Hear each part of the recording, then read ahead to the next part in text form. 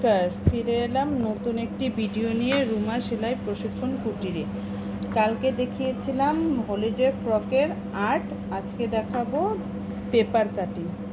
এই যে দেখো পেপারটা, এই যে 1 ভাঁজ 2 ভাঁজ 4 ভাঁজ করতে হবে, সবসময় আমি বলে আসছি 4 ভাঁজ। এই যে 4 ভাঁজ হয়ে গেল।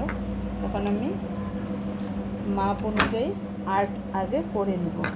এই বন্ধ সাইডটা আমার বাঁদিকে থাকবে আর এদিকে উপরে সব খোলা।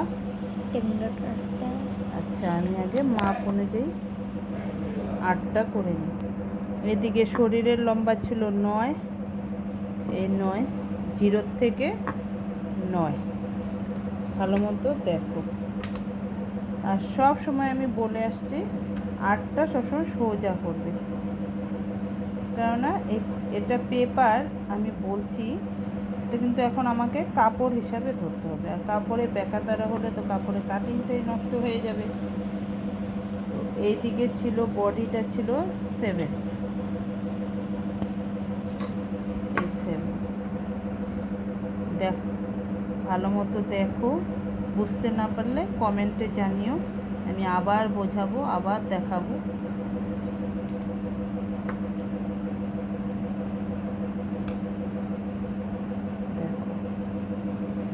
একদম বক্সের মতো আর্টটা করে নিলাম।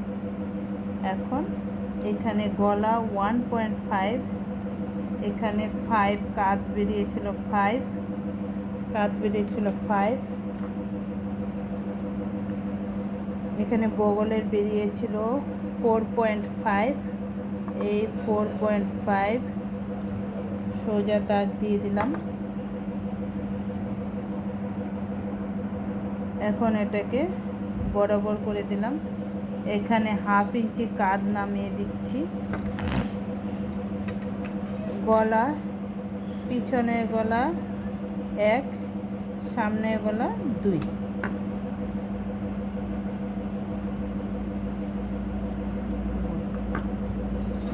এখন এটাকে আমি একটু বগলের একটু রাউন্ড শেপ দিয়ে দিচ্ছি, রাউন্ড শেপ। আর কোমরে বেরিয়েছিল 6.5, এই 6.5।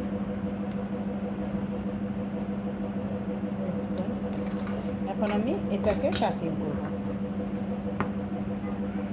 একদম দাগের উপর দিয়ে, মানে আর্টটা যে করেছি সেই আর্টের উপর দিয়ে কাটিংটা করব। দেখো, প্রথমে এই হাতের এই উপরের দাগটা কাটবো, কেননা এটা পিছনেরটা একটু বড় থাকে। পিছনের গলাটা আগে কাটিং করব, তারপরে একটা সরায়ে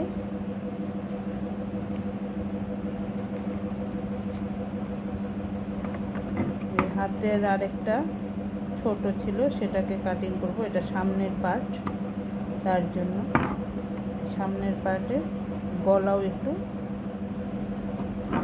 বড়, এটা উপরের পার্ট গেল।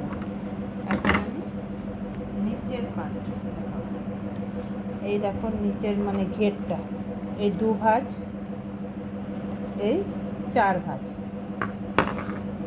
দেখো 1 2 3 4, কিন্তু এটার ভাঁজটা একটু অন্যরকম। মানে আমি সবসময় এইভাবে সোজাভাবে নিতাম, কিন্তু এখন নিব এইভাবে পেপারটাকে। তো এইভাবে আর্টটা করব, মানে এই বন্ধ সাইডটা এইদিকে থাকবে আর এইদিকের বন্ধ সাইডটা এইদিকে থাকবে, উপরে থাকবে। এইভাবে ভাঁজটা কাপড়টা নিব। তো নিচের পার্টে 14 ছিল ঘেরটা লম্বা, এই 14। তো এই দিকেও আমি 14 নেব। দেখো, মানে 14, এই 14। এখন একটা রাউন্ড শেপ দিয়ে দিব, গোল রাউন্ড শেপ।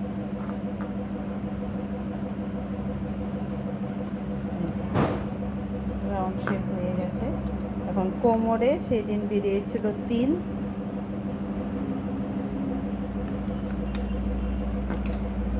এখানেও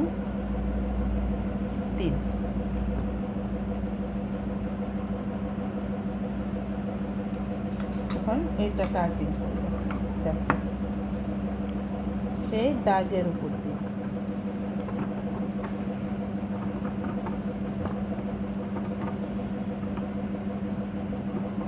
সবাই কি করে এই কাটিং করার সময় হাতের মধ্যে এইভাবে নিয়ে কাটিংটা করে, কিন্তু এটা নিয়ম নয়। কেননা কাপড় সিনথেটিক বা ইসের কাপড় হলে পরে ওই হাতের মধ্যে নিলে কাপড়ের ভাঁজটা এলোমেলো হয়ে যায়।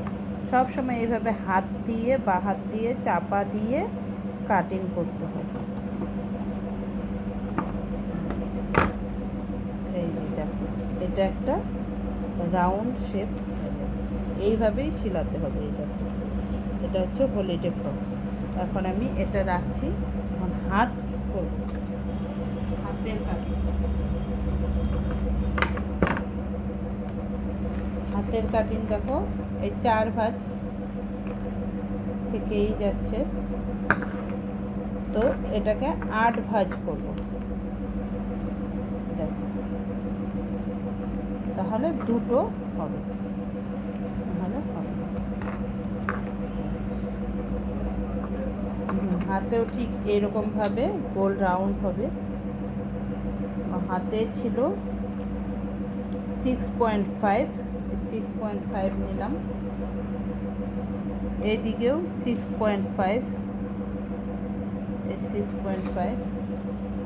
এখন এটাকে আমি রাউন্ড শেপ দিয়ে দেব। এই ফ্রকটা বাচ্চাদের জন্য বা বড়রাও পরতে পারে, খুব ভালো লাগে, খুবই সুন্দর একটা ফ্রক। কিন্তু এটার জন্য একটু কাপড়টা বেশি লাগে, কাপড় না হলে হয় না। এই হাতের এখানে 2, একটু কাপড় বেশি লাগে।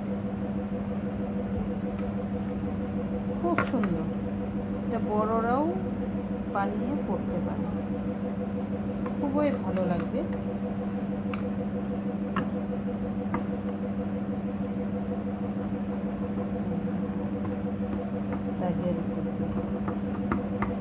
প্লিজ চ্যানেলটি কেমন লাগলো কমেন্টে জানিয়ে।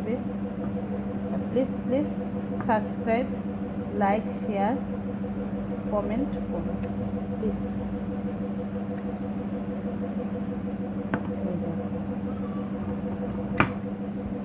আমি আরও নতুন নতুন ভিডিও তোমাদের কাছে নিয়ে আসবো।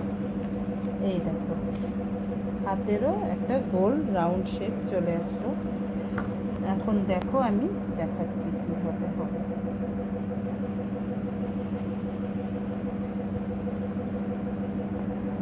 সেলাইটা এরকম হবে। এখন এটা কাগজ তো, তার জন্য হচ্ছে না, তো এটা সেলাইটা ঠিক এরকম হবে, এইরকম এইরকম থাকবে, ঠিক এরকম। এটা ভাঁজ করলে এরকম হয়ে যাবে। ঠিক এমনটাই